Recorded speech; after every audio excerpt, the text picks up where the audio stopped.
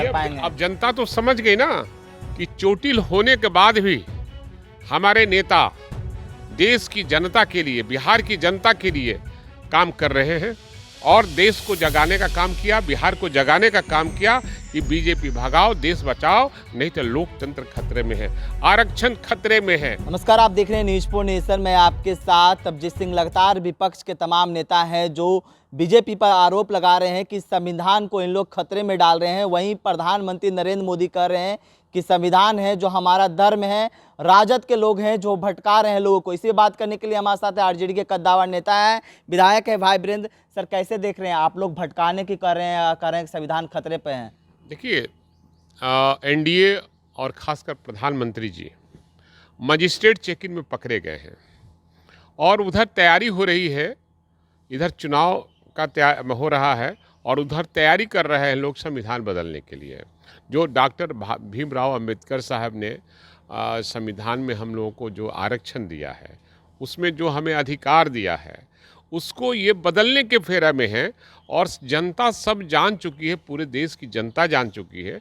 हमारे नेता तेजस्वी प्रसाद यादव और हमारे महागठबंधन के सभी, इंडिया गठबंधन के सभी नेताओं ने इसको मुद्दा बनाया है, तो उनको अब डर लगने लगा है और सफाई देना शुरू कर दिया है कि हम संविधान को अपना धर्म मानते हैं, ये मानते हैं, वो मानते। बीजेपी का मतलब बड़का झूठा पार्टी, इन पर विश्वास करने लायक नहीं है।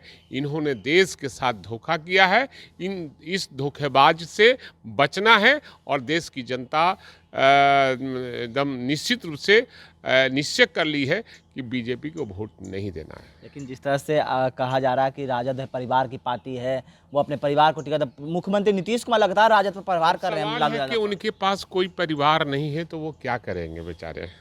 उनके पास परिवार होता तो हम लोग देखते।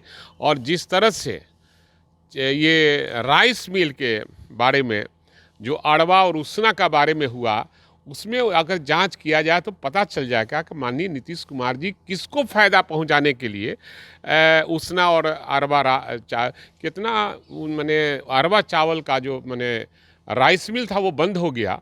वो सारे लोग खोज रहे हैं और इंतज़ार कर रहे हैं अपने अपने क्षेत्रों में चुनाव का। और जिस क्षेत्र में चुनाव हो रहा है, राइस मिल जो खोले हुए हैं उनका तो बैठ गया पूंजी, और इनका जो सगा संबंधी थे जो उसना लगाए थे उनका खूब अरबों रुपया कमाया।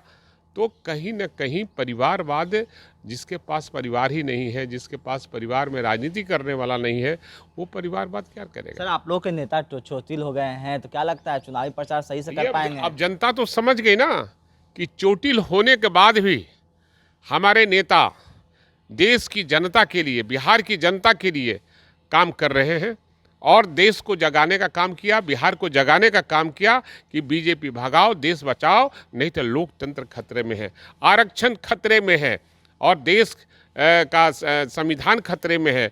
इसलिए ये हमेशा लड़ाई लड़ते रहेंगे, चाहे चोटिल मरते दम तक बिहार और देश के लिए काम हमारे नेता तेजस्वी प्रसाद यादव करते रहेंगे। सर, एक अंतिम सवाल, 2 चरणों के चुनाव हो गए हैं, अब तीसरा चरण 7 तारीख को होना है। क्या लगता है, जिस तरह से 2 चरणों का चुनाव हुआ, तीसरा चरण में क्या लग रहा है? मैंने कहा ना कि बीजेपी भगाओ, देश बचाओ का नारा लग चुका है और बिहार जब जब अंगड़ाई लेता है तो देश में परिवर्तन होता है।